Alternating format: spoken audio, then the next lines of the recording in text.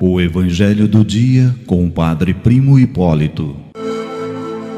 Evangelho do Dia, segunda-feira, dia 12, celebramos a 10ª semana do tempo comum.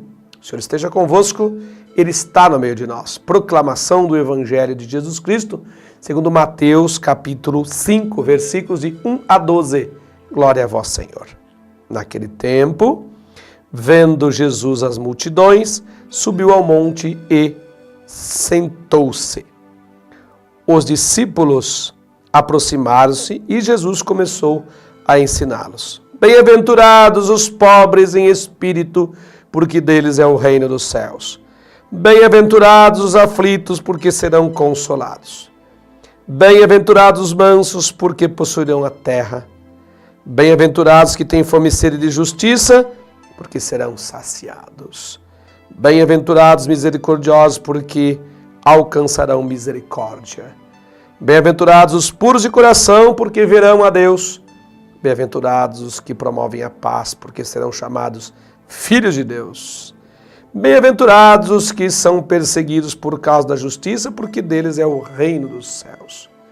Bem-aventurados sois vós, quando vos injuriarem, perseguirem, mentindo disserem todo tipo de mal contra vós por causa de mim.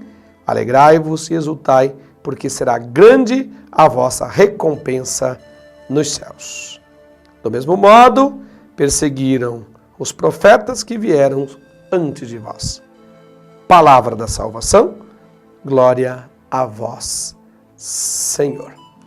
Meu irmão e minha irmã,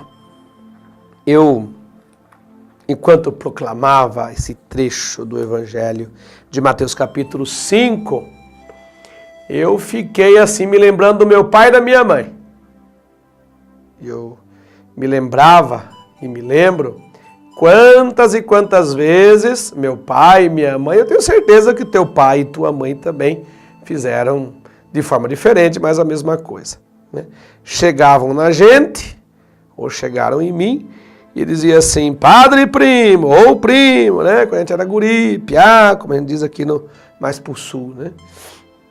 Dizia assim, olha, vou te dar aqui uma lista de coisas para você fazer, vou te dar aqui uma lista de deveres que você tem que cumprir. Então você tem que estudar, você tem que fazer tarefa, né? Você tem que prender bezerro, você tem que fazer mais o quê? Capinar, você tem que buscar pó de serra para a mãe. Então faz uma lista de coisas. Quando não, a gente fazia aquelas traquinagens, né? Pintava o 7, brincava, desobedecia, ia pro rio, ia fazer balanço, ia fazer arapuca, ia caçar estilingue, matar os passarinhos, coitadinhos, né? E daí, quando chegava em casa, a mãe ou o pai pegava a gente e falava assim, olha, você não deve fazer isso, não deve fazer aquilo, assim. Então dava aquele monte de orientações.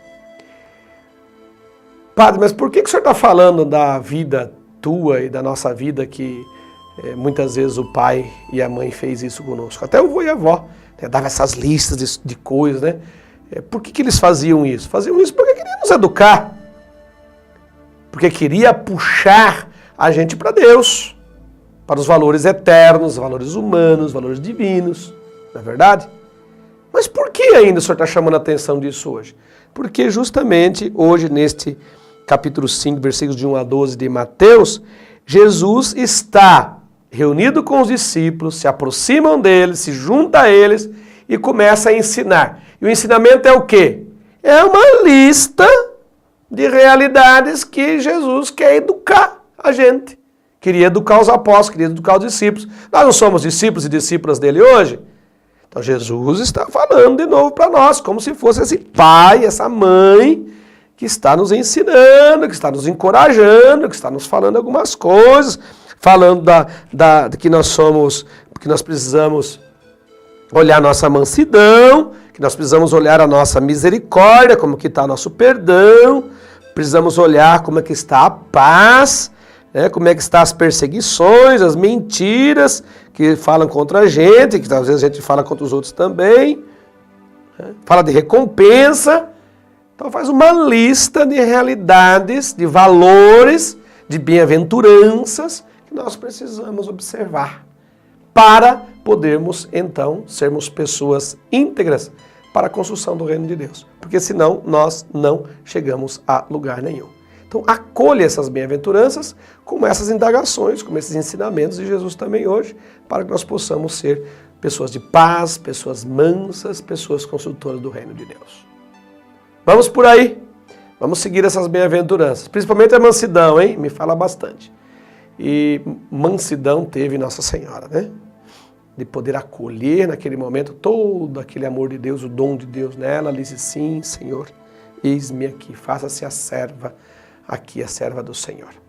Então, por sua intercessão, que Deus nos abençoe, Deus nos guarde, a Virgem de Aparecida, a Mãe de Fátima, nos cubra neste grande jubileu que ambas vivem com o seu manto sagrado. Amém.